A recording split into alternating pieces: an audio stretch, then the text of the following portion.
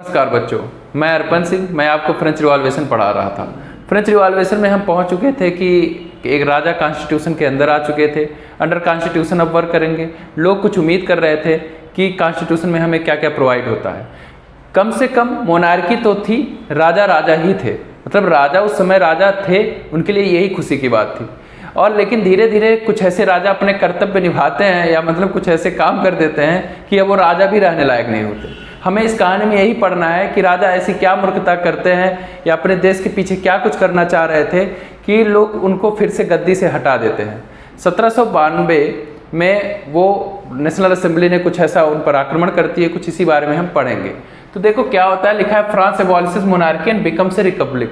अब बिल्कुल मोनार्की हट जाएगी, मतलब अब राजा राजा नहीं रहेंगे और फ्रांस एक रिपब्लिक बन जाएगा। यही तो चैप्टर में हम पढ़ना चाहते थे। तो सिचुएशन क्या थी फ्रांस में कॉन्स्टिट्यूशन में कि बहुत तनावपूर्ण था, क्योंकि हमको ये चाहिए, हमको ये चाहिए, हमको ये चाहिए। फ्यूडल सिस्टम हट रहा था, भाई किसी के अधिकार छीन रहे हो तो वो तो आसानी से दे नहीं देगा। तो माहौल बिगड़ता जा रहा था, मतलब इतना माहौल बिगड़ा हुआ था कि राजा उसमें चालाकियां सूझ रही हैं राजा को। अब राजा ये सोच रहे हैं कि हम किसी तरीके से अपनी गद्दी बचाएं और ये रिपब्लिक हट जाए और फिर से मेरी पावर आ जाए, मतलब जो उनका एब्सोल्यूट पावर था वो फिर से उन्हें चाहिए। इसीलिए कहा जाता है कि राजा बिना प्रजा के नहीं होता। आप जो है फिर कोशिश कर रहे हो कि हम अपने देश के खिलाफ चले जाएं, किसी और देश की सहायता लें। और ये आप जानते हो कि भारत में क्या हुआ, जयचंद ने मोहम्मद गोरी से सहायता ली और बाद में मोहम्मद गोरी ने पृथ्वीराज चौहान को हराया तो हराया, बाद में चंदावर के युद्ध में चंदेल को भी हरा दिया, जयचंद को भी। अब जयचंद तो गए, प्रदेश को एक अलग पावर दे के चले गए। कुछ फ्रांस भी वही कोशिश कर रहा था कि फ्रांस में राजा जो है continue during the following years. Although Louis 16 had signed the constitution, he entered into secret negotiation with the king of Persia. जो किंग ऑफ पर्सिया थे उनसे उन्होंने सीक्रेट नेगोशिएशन किया। उन्होंने ये सीक्रेट नेगोशिएशन किया कि किसी तरीके से हमें आप पावर दो। और rulers of other neighbouring country too were worried by the development in France and made plans to send troops. और जितने भी फ्रांस के नेबरिंग कंट्री थे वहाँ भी मोनार्की थी। अब वो मोनार्की तो थी, अब वो भी सोच रहे थे कि हमारा पद चला जाएगा। जैसे ये समझ लो कि इंद्र का सिंहासन हिलने लगा हो कि अब प्रजा जग चुकी है।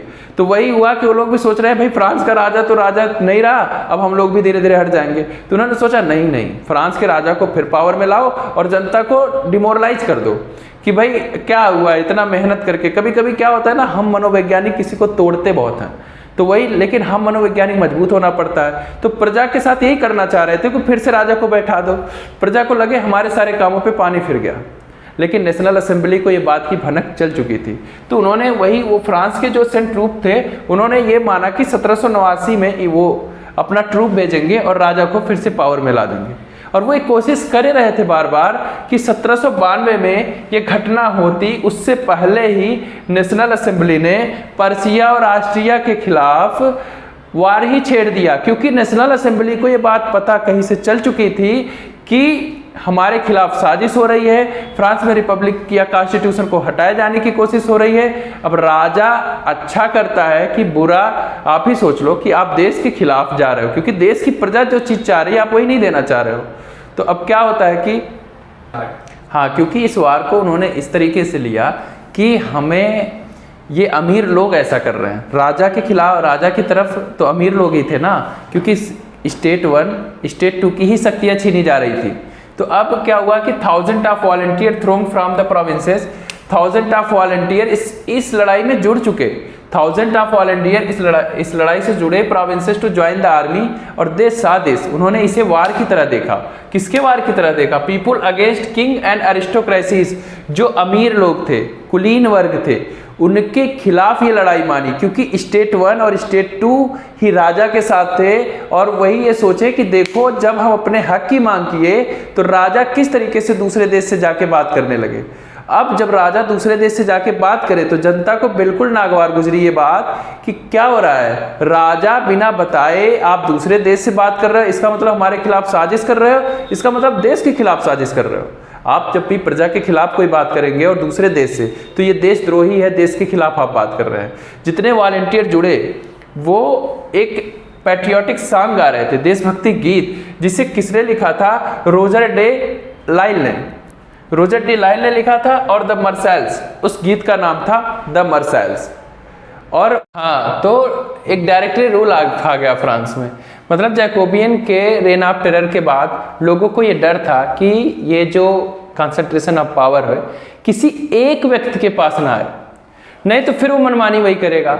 दूसरा, जो फॉल ऑफ जैकोबियन गवर्नमेंट के बाद ये अलाउड हो गया कि middle class seize power, middle class के पास पावर आ गया, जो समृद्ध मिडिल क्लास थे उनके पास, और जो नॉन प्रॉपर्टी सेक्शन थे उन्हें मना कर दिया गया, आप वोट नहीं दे सकते। क्या आप बताओ, फिर वही जिसके पास प्रॉपर्टी नहीं है वो वोट नहीं दे सकता, मतलब उन्हें मताधिकार से अलग कर दिया गया। It provided to elected legislative council, to elected legislative council, और वो टू इलेक्टेड लेजिस्लेटिव काउंसिल बना दिया गया, 2 विधान परिषद, और एक डायरेक्टरी अपॉइंट की जाती थी 5 व्यक्तियों का, 5 मेंबर्स की डायरेक्टरी। 5 आदमी को क्यों रखा, सोचो। 5 आदमी को इसलिए रखा गया क्योंकि वो अब कॉन्सेंट्रेशन ऑफ पावर हो गया एक व्यक्ति के पास, तो अपना एक ही निर्णय ले सकता है। 5 लोग हैं, 5 लोग मेजॉरिटी देखी जाएगी कि भाई कोई काम लागू हो रहा है तो 3 लोग अगर समर्थन में है तो वो चीज़ उन पक्ष में चली जाएगी। तो अब यहाँ इसलिए 5 लोगों को एक डायरेक्टरी चुनी जाती थी। A safe guard against the concentration of power, यही था। द कॉन्सेंट्रेशन ऑफ पावर, एक के हाथ में नहीं है power. The director often clashed with the legislative, जो डायरेक्टर्स थे, ये डायरेक्टरी थी, वो लेजिस्लेटिव काउंसिल से बार बार उनका क्लैश होता, झगड़ा होता कि भाई विधान परिषद या जो कानून बनाती उससे झगड़ा होता था इनसे कि क्या करते। Who then sought to dismiss them, और वो कभी कभी चाहते इसे खत्म करने में। और देखो, जब झगड़ा होगा तो तीसरा फायदा लेगा, 2 व्यक्तियों के बीच का झगड़ा होगा तो तीसरा फायदा लेके जाएगा, और हो सकता है कि वो अच्छे के लिए आए, झगड़ा सुधारने ही आए, फिर जिसके पास पावर आए वो अच्छा है कि बुरा है ये पता नहीं। जब डायरेक्टरी और लेजिस्लेटिव काउंसिल के बीच में झगड़ा शुरू हो गया, ठीक है, तो ये फ्रांस के लिए कुछ अच्छा भी हुआ, कुछ नहीं भी हुआ।